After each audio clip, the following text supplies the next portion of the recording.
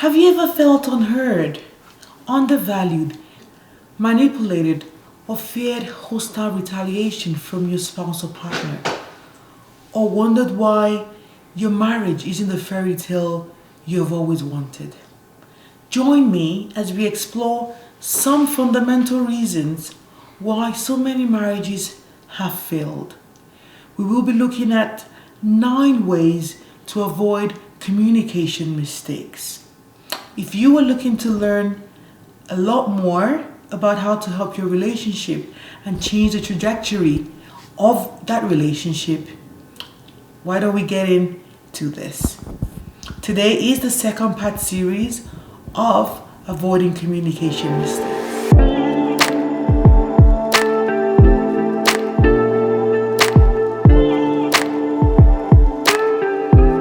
My name is Fola. Welcome to the platform Essence by Fola. Here we talk about empowerment, leadership, life, lifestyle, relationships, career advancements, everything pretty much under the sun that affects you and I. For those who are just watching my videos for the first time, it's definitely going to be one that you're going to enjoy, trust me on that. I'm just like you, I'm a mom, a wife, I've been married for 14 years. I'm a business transformation leader, project management professional, a strategist, and a life coach. My passion is for people and providing value to organizations. On this platform, my goal is to see you thrive in your personal and professional lives by supporting, inspiring, and empowering you in building impactful relationships, providing you with tools to help you succeed in your careers, and equip leaders that shape the future. Aren't you excited about that? I am. Today, we will be focusing on relationships, specifically committed relationships and marriages. I will be using the words like spouse, partners, or couples interchangeably. So, whatever you hear, I mean exactly the same thing. If you're dating, there will be a lot of tips that I will be sharing. So that doesn't mean you should actually tune out because you're not actually married yet. You're going to learn a lot from this as well. So I'll say for a relationship to be successful, first of all, both partners need to be like-minded, working towards a common goal, where there is actually no plan B. The mindset that's focused on the relationship to make it work. Relationships only work when couples are committed to walk through those difficult moments. You are in this for the long run. So are you actually willing to make that commitment today? Are you gonna say, this is it? We're gonna, put in everything that's required. I'm not talking about the vows you said, when you said I do. I'm talking about deliberately investing, intentionally doing everything it takes to make your spouse feel valued, appreciated, understood, loving, choosing each other every day. The commitment is one that we can move past to reap the benefits of a successful marriage. We find that where there's just one person committed to do this, it is an uphill battle. Have you tried pulling a cow up the hill? Can you tell me about that? It's like pretty much an impossible task. But that's how it feels when there's just one person committed to this relationship. I introduced communication mistakes that can affect marriages in my previous video, and the link to that video is in the description below. Today, we're going deeper into communication mistakes, specifically 9 ways to avoid them at all costs, as effective communication is one of the bedrock for successful marriages. With this in mind, you need to specifically focus on how to avoid them. We know communication is definitely a broad topic, and so many people have got different variations as to how they approach this. But I'm going to be dealing with this from my own personal experience and how I've seen it work for other people and how they've actually made it work in their own relationships. So why don't we dive in? Looking at me, being married for 14 years, I definitely have had my fair share of communication challenges. I've experienced unimaginable pain, feeling unheard, misunderstood, and pretty much almost giving up, at the verge of throwing in the towel. You might be there right now. All hope is not lost. Things can change as long as you and your spouse are committed to make it work. A quick question for you. When you hear communication, or when you think about communication, do you just see it as just mere conversation and just talking? Expressing how you feel no matter how the other person or your spouse feels or receives the information you have sent? If that is what it's been for you, how has that worked out? How could you do things differently to ensure that your communication is effective? For me, my communication style wasn't working, so I had to make adjustments. You may have to do that.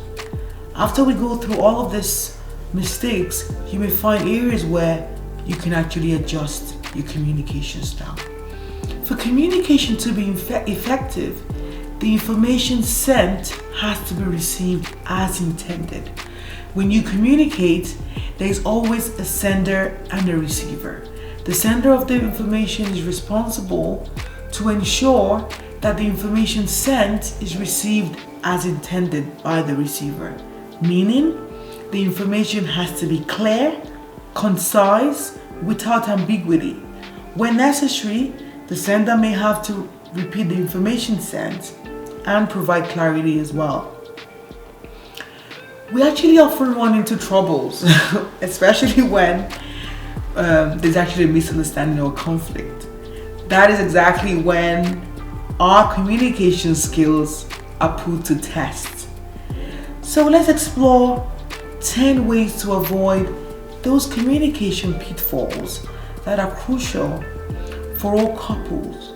When you get this right, you definitely will be glad you did. Number 1, put the issues in front of you and your spouse. When communicating with your spouse, you are not meant to be attacking each other. The issues at hand is meant to be the focus. Never make your spouse feel like it's actually a battle, like spouse against spouse. No, it has to be a win-win, a team effort. When one spouse wins, believe it or not, it's actually a loss. So how can we ensure that we get this right? As I said before, put the issues in front, not in between the both of you. Number 2, communicate respectfully and do not diminish each other. Negative words, once spoken, cannot be recalled, as this has a very bad effect that alienates and deflates your spouse. Words are like nails. An analogy would be you to imagine nails piercing into a piece of wood. Even when you remove the nails, the holes remain. When you try to fix the holes, the wood really is never the same again. The holes left behind may never be healed. When you try, the scars remain just because of our words. You cannot get it back. For example, when you make statements like, "That is a lie," your partner reads the statement like, "I am a liar." You could put the words in such a way that it uplifts them. It says, "I don't really like how that played out." Another example would be, "That doesn't make sense." It reads like, "You are senseless." Isn't that funny? That could be misunderstood. You could easily say, "Could you kindly clarify, explain further, and give more details?" On the other hand, positive words empower, enrich, uplift, and bring your spouse even closer. We need to be committed. We need to communicate in ways that honors our spouses, that doesn't diminish them. It takes practice, being intentional, shifting from arguing to be right, to communicating to be understood. Couples should communicate and be committed to this in ways that respects and honors each other. Are you actually going to make that commitment today? I had to do that as well. Number 3, your tone of voice and body language. Do you know that you may be right or have valid points? However, your tone and body language can be interpreted totally differently. You can imagine just being very nonchalant. When you have a spouse that has a different temperament than you do, it's very important to ensure that you make adjustments so you don't actually make matters even worse. How do we deal with this? We need to ensure we communicate in ways that there's actually calm and a demeanor cannot be misinterpreted. When we're not able to represent ourselves adequately, we lose a chance to catch our spouse in, our body language is off, and then so many issues are left unresolved. It is essential that we watch our tone to ensure that the information we are passing across is received as intended. Number 4, allow one person to speak at a time. When you are communicating, keep your spouse in the spotlight so they can fully express themselves with no interruption, no feedback. There will be time for that. While you guys are talking, listen to understand and not just getting ready to respond. If you feel that there is a crucial point that you need to make, that's okay. Just make a mental note of it, or you could even write it down. When it's time to give feedback, you can actually do that. That's another point I'm going to touch on. It is essential that we ensure communication is effective. However, when we barge into each other, communication breaks down. If we both fight to be heard simultaneously as well, that doesn't help at all. Number 5, create an environment of trust where couples can be vulnerable. I cannot overemphasize this particular number. Couples need to express to each other exactly how they feel, no matter what. Creating an environment of trust is vital, especially when it has actually been lacking in your relationship. In instances where spouses may have tried to communicate and express themselves in the past, but they felt that they were not able to do so, we need to ensure that we create an environment that encourages that. This is one of the root causes of a lot of divorces you see today, because spouses have bottled up so many issues that were never resolved. The environment in the home is one that is crucial. It changes everything. Communication has to be received and has to be freely given. If you want your spouse to freely share their heart with you, we must always create an environment of trust where both parties can be vulnerable, where we are not scared at all to share anything. It doesn't matter how hard we think it actually may be. Both of you should be confident enough to look each other in the eye and say, it doesn't matter, no matter what, we're gonna fight for each other. We're gonna pull through this. You may have hurt my feelings. That's okay. We are in this together. This takes away the anxiety of walking on eggshells, or, not even being sure if a divorce is looming, right? At times you hear of people where they wake up and then they've been issued a divorce notice. That won't be the case.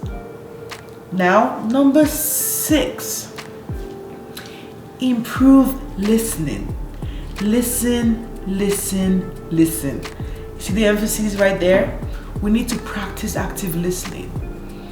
In any relationship, a lot of people have different emotions and different feelings. So many people feel unheard. The most significant single step you could take to improve your communication is to improve your listening skills. This could be done by practicing active listening. Spouses get to acknowledge, clarify, confirm the information they have heard, understanding and removing barriers that adversely affect comprehension. As part of active listening, I would encourage you to maintain eye contact. You know, they say that's the window to the soul, right? Looking right in the eyes. It helps spouses connect and stay engaged in every conversation. Listening attentively without interruption can be a challenge, I know that. And trying to jump in and, let's just bring up solutions could be hard to resist. However, with practice, we could get more and we will get more comfortable. It takes strides to listen, to understand, rather than just to respond. That is very, very key, and it's one that is missing in a lot of relationships. You can apply I heard something called the LUV rule. It's like listen, understand, and then validate. Number 7, ensure that there are appropriate feedback loops. What do I mean by that? I mean ensuring that there is actually a process where you can provide feedback, which is important. Remember, as I said before, in every conversation, there's always a sender and the receiver of information, right? When the sender sends information to the receiver needs to use the feedback loop process to communicate, to ensure that they've actually understood the information they have received. That is very important. And again, on the other hand, as the sender, you need to use the feedback loop to ensure that the information you have sent has been received as intended. This feedback loop is not actually for you to introduce your own agenda, right? New information and something else. No. But it gives room for you to ask questions. It's a time to provide clarification and fully understand what your spouse is truly expressing. Let's get to number 8. Table one issue at a time. Or we could say table issues that are actually related. When discussing issues that are unrelated, it can get so overwhelming. Pouring everything out all at the same time pretty much seldom gives your spouse enough information about anything at all. In one way, couples tend to skim over these issues and you never get to the core of it because there's just so many things being thrown at us at the same time. If one person is beginning to go off on a tangent, bringing up another issue, the other spouse can, respectfully bring that spouse back in line. You can use words like, that sounds like another issue. We're talking about something else. Why don't we focus on this one first and then come back to this issue later? Always stick to the issue. That's the moral of the story for number 8. Now, number 9. Take time out when emotions are heated. When exactly does this happen? It happens a lot of the time, especially when conversations are one that we're not so comfortable with. Conversations get heated. It's better to take time away from the conversation and then revisit it when nerves are calm. For me, I love to take a break to collect my thoughts and calm my nerves and deal with the situation and see how I can deal with it differently. The timeout is a great way to clear your head, as I said, and refocus. For me, what I do is I could take a walk. I love shopping as well, so I could go to the mall or something. I really don't need to buy anything. But the goal is just take time out so you can actually regroup. I call it like a commercial break, where you feel we're taking time out, we're coming back, but still the movie's gonna go on. When tempers are low, then emotions are better, because getting to the root of issues cannot be done, or we can't actually even get healing when the environment is heated. We need to be able to focus, we need to be able to be calm, we need to be able to see the issues for exactly what it is, rather than having been muddled up with emotional feelings that are actually not required. In summary, applying these 9 steps would help you avoid the communication pitfalls your relationship may be having. It's essential to remember that even the best of relationships have some bad days. However, it is the ability of couples to walk through these situations that lead to a successful relationship. Once things are not right, make sure you deal with it. Do not let issues fester. Acknowledge each other. Acknowledge when things are broken. It's okay, we can actually fix it. Again, I appreciate that for some people, this particular points may not apply at this point because things may be already far gone. That's okay, things will be okay. Seek professional help. Get support. Professional counselors are out there. You can turn things around as long as you're willing to put in the work. Even for those who feel that your relationships are going fine, don't just sit back. Keep learning. Keep adding, keep equipping yourself. Things will definitely be better than you can ever imagine. Before I go, I want to say thank you for watching today. It's been my pleasure, having you in my space. I cannot wait to see you in my next video. For now, stay safe, be kind to one another, be intentional in treating your spouse. And I want to give you a challenge for today. Do something exciting for your spouse. Remember, we only live once. This is it. Subscribe, like, share, and stay safe once again. Thank you.